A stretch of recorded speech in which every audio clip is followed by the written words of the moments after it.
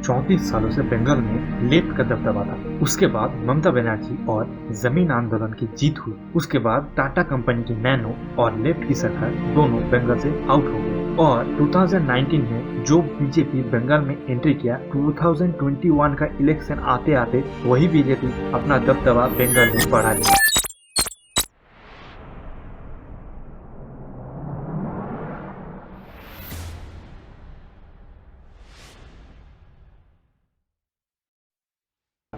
इस बार के इलेक्शन में मेनली 3 पार्टीज का या फिर ग्रुप का दबदबा सबसे ज्यादा है। तृणमूल कांग्रेस, बीजेपी और लेफ्ट कांग्रेस एंड आईएसएफ का अलायंस। इस बार बंगाल इलेक्शन में बिहार में जो सेटअप किया गया था वही यहाँ पर भी कुछ किया गया है। ये सब पार्टी अपना काम पूरा करे या ना करे, आप ये वीडियो को पूरा जरूर से देखिए ताकि आपको पता चले असल में वेस्ट बंगाल में हो क्या रहा है इस इलेक्शन के दौरान। 80 साल के ऊपर या फिर फिजिकल हैंडीकैप जितने भी कैंडिडेट है उनका वोट उनके घर पर लिया जाएगा प्रॉपर प्रिकॉशन के साथ। इस बार का इलेक्शन 8 फेज में होगा। इलेक्शन 27 मार्च से स्टार्ट होगा और अप्रैल तक एंड हो जाएगा और इसी वोट का काउंटिंग 2 मई से स्टार्ट होगा। चलिए अब हम बात करते हैं 2021 के बंगाल इलेक्शन के पार्टीज का प्रोस्पेक्टिव ऑफ इलेक्शन के बारे में। पहले हम बात करते हैं टीएमसी का क्या क्या पॉइंट ऑफ व्यू है इस इलेक्शन को देखते हुए। टीएमसी ने एक इलेक्शन एक्सपर्ट प्रशांत किशोर को अपने टीम में बुलाया है टीएमसी को गाइड करने के लिए। उनका एक फॉर्मूला अभी चल रहा है बंगाल की बेटी, यानी कि बंगाल उनकी बेटी ममता बनर्जी को ही चाहती है। ये वही सेम फॉर्मूला है जो बिहार में चला हुआ था, बाहरी वर्सेस बिहारी के तौर पे, और उसमें बीजेपी को जीत भी मिला था। वेस्ट बंगाल में बच्चे बीजेपी शासित गुजरात से ज्यादा स्वस्थ है।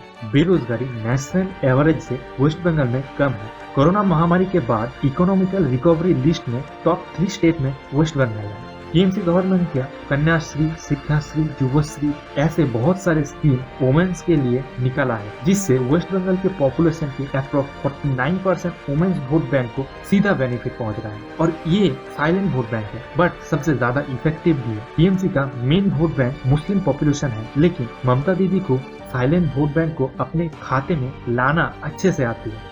टीएमसी के नेताओं के ऊपर कई आरोप हैं, लेकिन वहीं पर ममता दीदी की छवि एकदम साफ है, जिससे टीएमसी पार्टी के छवि भी अभी तक मेंटेन्ड है। तो चलिए अब जानते हैं टीएमसी के सबसे बड़ा बेनिफिट के बारे में, जो कि बीजेपी का डिमेरिट भी है।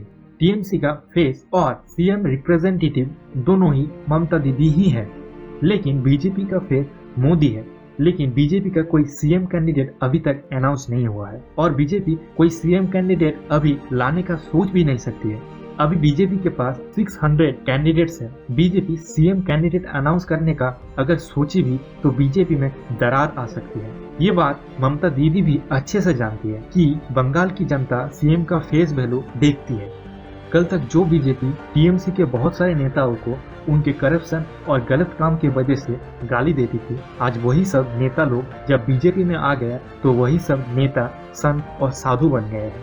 टीएमसी यहाँ पर हल्का महसूस कर रही है और वह बीजेपी को वॉशिंग मशीन बोल के चिढ़ा रही है। बीजेपी के पास सेंट्रल गवर्नमेंट का पावर है, इलेक्शन कंडक्ट कराने के लिए पैसा भी है, लेकिन ममता दीदी बूथ लेवल मैनेजमेंट बहुत अच्छे से कर रही है क्योंकि वो एक ग्रास लेवल लीडर है।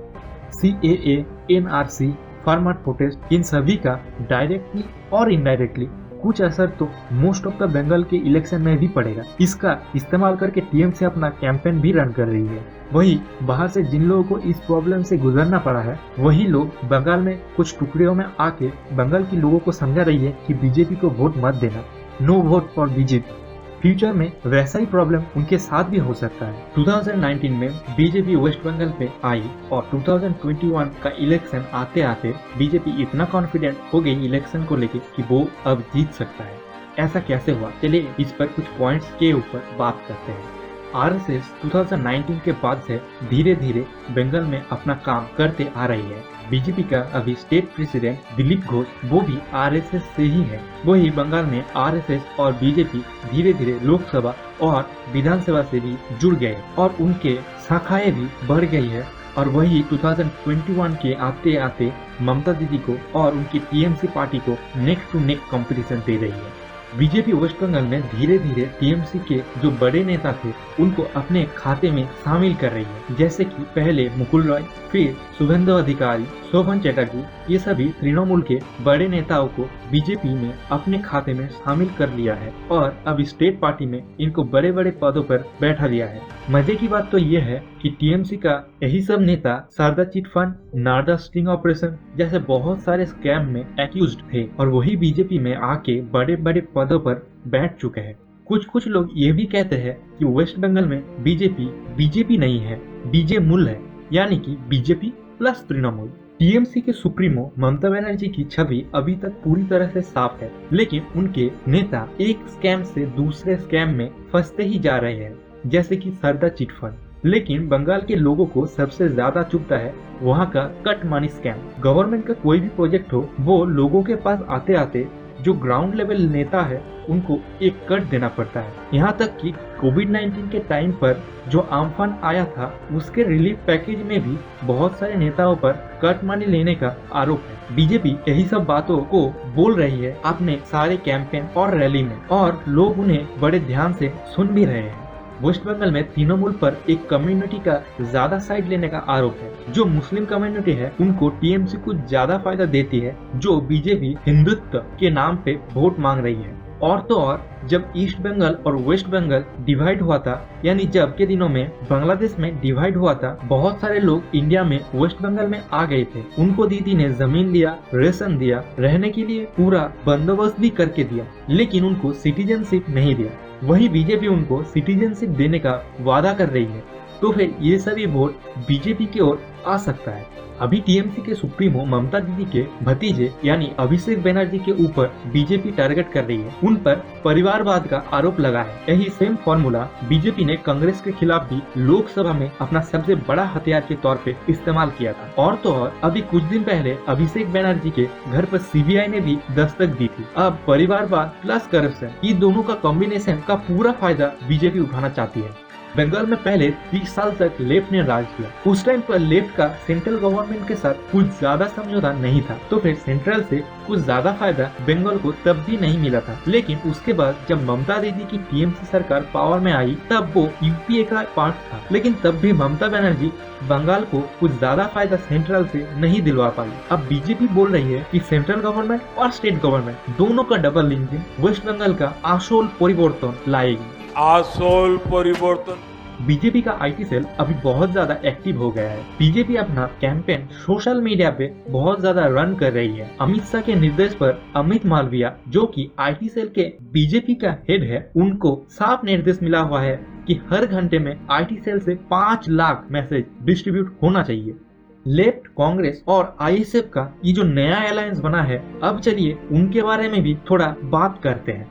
2011 में ममता दीदी लेफ्ट को हरा के पावर में आई थी और तब से लेफ्ट कभी अकेले तो कभी कांग्रेस के साथ इलेक्शन लड़ रही है, लेकिन अभी तक कुछ ज्यादा फायदा नहीं हो पाया है। लेफ्ट ने 2019 में कांग्रेस को छोड़ के अकेले इलेक्शन लड़ा था और लेफ्ट ने मात्र 7.5% वोट ही पाया था। अब आप सोच सकते हैं कि यही वो पार्टी है जिसने बंगाल में 34 ईयर राज किया। इस बार लेफ्ट ने कांग्रेस के साथ हाथ मिलाया है, लेकिन इस बार का सबसे बड़ा मूव है कि पहली बार ऐसा हुआ है कि किसी रिलीजियस फिगर के साथ लेफ्ट ने अपना अलायंस बनाया है। अब्बास सिद्दीकी, जो कि एक रिलीजियस फिगर है, मुस्लिम यूथ में उनका काफी फॉलोइंग्स है, उन्होंने अपना पार्टी बनाया है जिसका नाम है आईएसएफ यानी इंडियन सेकुलर फ्रंट। अब ये लेफ्ट और कांग्रेस के साथ मिल चुकी है। अब ये लेफ्ट का मास्टर स्ट्रोक है या फिर सबसे बड़ा डिजास्टर, वो तो वोटिंग काउंटिंग के बाद ही पता चलेगा। अब इससे लेफ्ट को कुछ ज्यादा फायदा हो या ना हो, बीजेपी को कुछ ज्यादा फायदा हो सकता है, क्योंकि अभी रूलिंग पार्टी यानी टीएमसी का माइनॉरिटी वोट शेयर हो सकता है आईएसएफ के साथ। इन सभी पार्टी का पॉइंट ऑफ व्यू हमने आपके सामने साफ साफ रखा, लेकिन यहाँ पर हर एक पार्टी या तो रिलीजन के बेस पे या फिर एक दूसरे को कीचड़ फेंक के अपना राजनीतिक एजेंडा चला रही है। लेकिन वही अगर ये सभी पार्टी हमारे आम जनता का इश्यूज के बारे में ज्यादा बात करती, तो फिर चाहे जो पार्टी ही जीते, एट द एंड हमारे आम नागरिकों को सबसे ज्यादा फायदा मिलता और ये एक स्वस्थ राजनीति और एक डेमोक्रेटिक कंट्री का असल मीनिंग भी होता।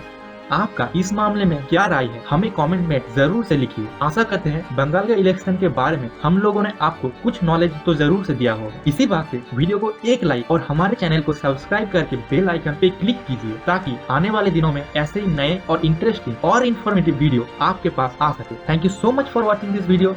Have a great day. Bye bye.